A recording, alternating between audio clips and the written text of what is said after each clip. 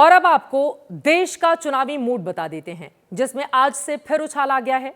महाराष्ट्र और झारखंड में चुनाव की तारीखों का ऐलान हो गया है। इसके साथ 2 लोकसभा और 47 विधानसभा उपचुनाव की तारीख भी आ गई है। पहले बताते हैं महाराष्ट्र में कब है मुकाबला।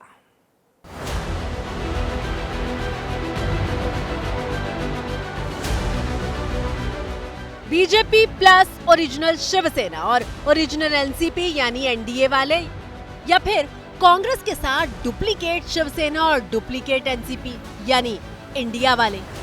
36 का आंकड़ा है दोनों में और बस 36 दिन बाद ही फैसला हो जाएगा कि महाराष्ट्र किसे चुनेगा। This will be in single phase. Date of poll in Maharashtra would be 20th 11. Maharashtra विधानसभा की 288 सीटों पर 20 नवंबर को एक ही चरण में चुनाव होंगे। 23 नवंबर को वोटों की गिनती होगी। इधर चुनाव की तारीख आई, उधर एडवांस जीत तो क्या, जश्न के भी ऐलान शुरू हो गए। डिप्टी सीएम देवेंद्र फडणवीस ने कहा, दिवाली एक प्रकाश उत्सव होगी और फिर हम 20 नवंबर को दूसरा विकास प्रकाश पर्व एक साथ मनाएंगे। आइए 23 नवंबर को महायुति की जीत का जश्न मनाएं। अजीत पवार की एनसीपी ने कहा कि 23 नवंबर को फिर से एनडीए सरकार आने जा रही है। I feel very confident that we in Maharashtra will be coming back to power again. जवाब में महाविकास आघाड़ी ने भी कहा है कि जैसे लोकसभा चुनाव में बीजेपी का भ्रम टूटा था, वैसा ही भ्रम महाराष्ट्र फिर तोड़ने वाला है।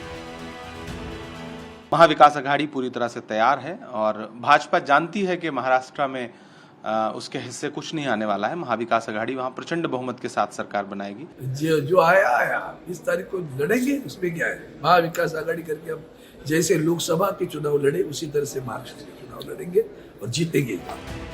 हालांकि चुनाव की तारीखें आने के बाद अब पहली रेस टिकट जल्दी फाइनल करने की है। एनडीए का दावा है कि 288 में से 240 सीटों के टिकट वो लॉक कर चुका है। एमवीए का दावा 222 सीटें सुलझा लेने का है। महाराष्ट्र में सियासी पार्टियां तो अभी बहुत सारे दांव खेलेंगी, लेकिन आज चुनाव आयोग ने भी एक मास्टर स्ट्रोक खेल दिया। वो ऐसे कि चुनाव वीकेंड पर ना रखकर हफ्ते के बीच में बुधवार को रखा है, ताकि लोग घूमने फिरने लंबी छुट्टी पर ना निकलें और बढ़ चढ़कर वोटिंग में हिस्सा लें। मुंबई यानी दौड़ता भागता शहर, मुंबई यानी जिंदा दिली का दूसरा नाम, मुंबई यानी माया नगरी।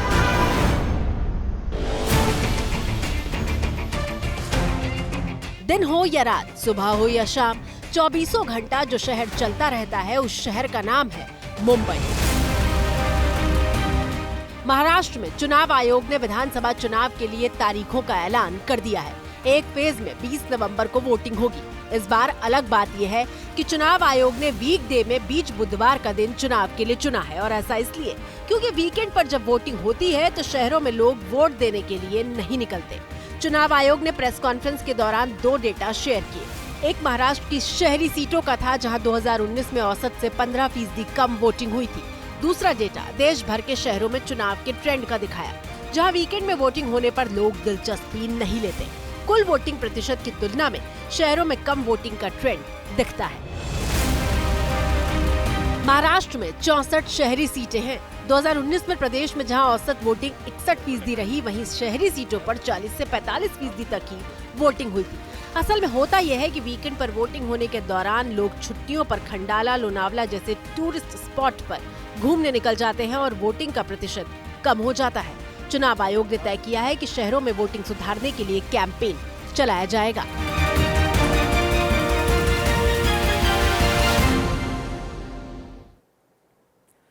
वीकेंड पर वोटिंग हो तो छुट्टी पर चले जाने का ट्रेंड मुंबई में और महाराष्ट्र के और शहरों से कुछ ज्यादा ही है।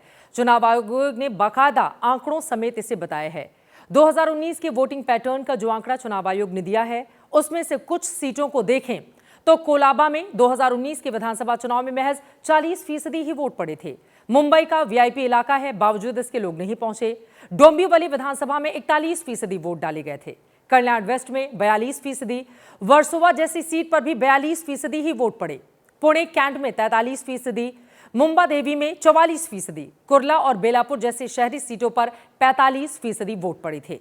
जबकि राज्य भर में औसत वोटिंग 60% के आसपास रही थी।